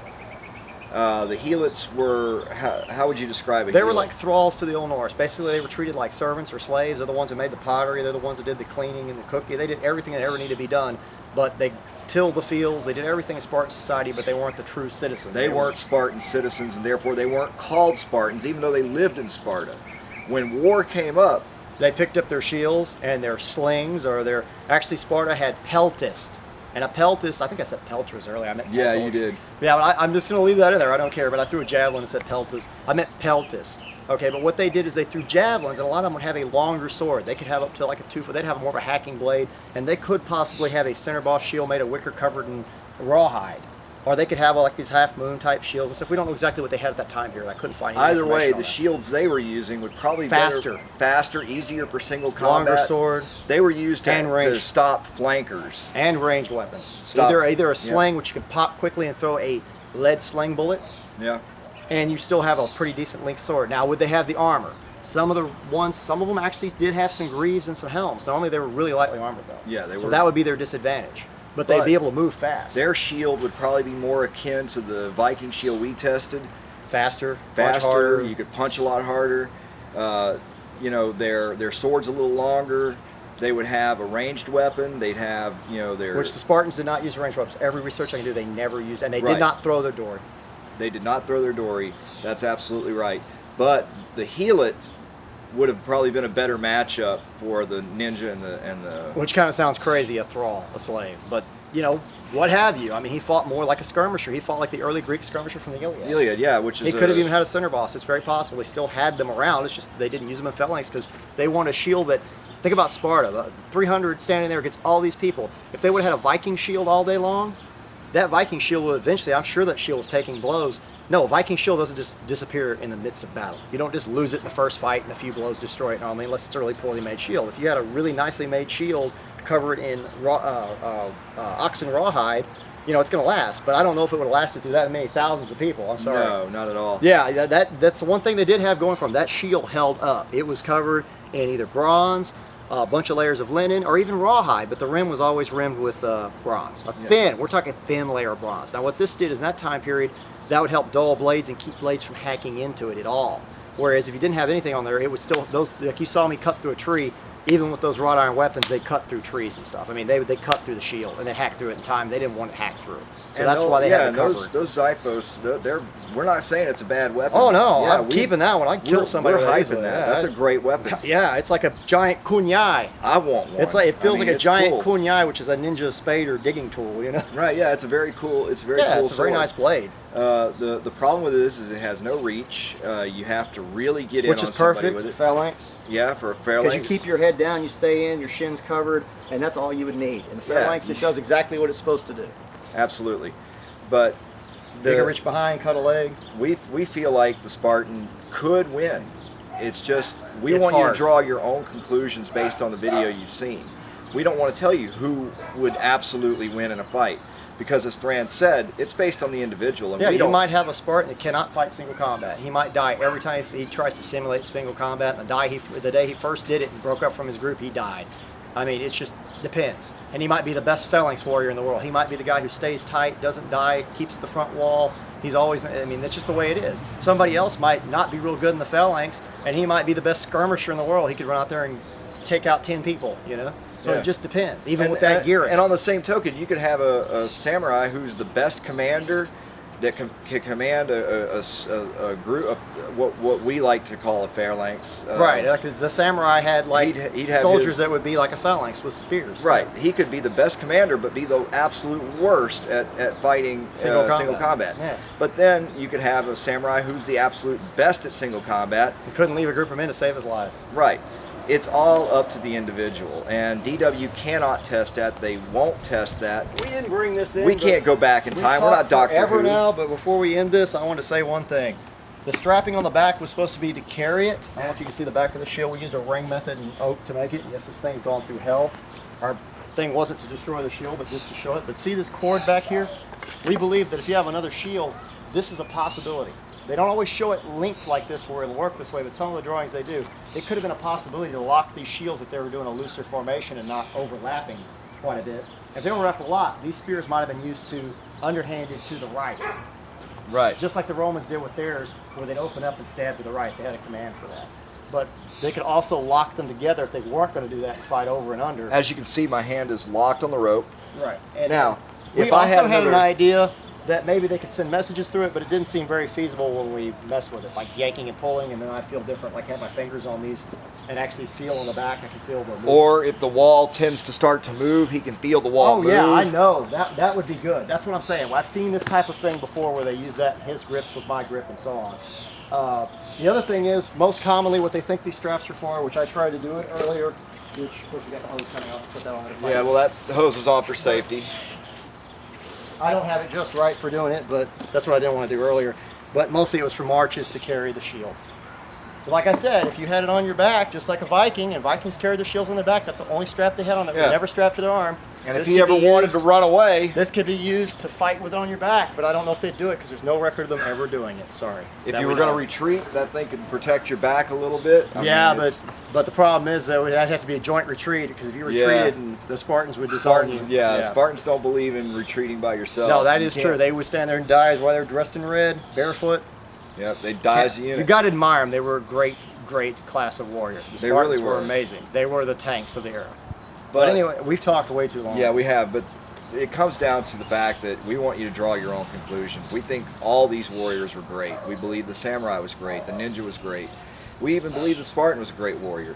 But we want you to make your determine- own decision. We think that the samurai and the ninja had the advantage though due to technology and gearing and style of combat.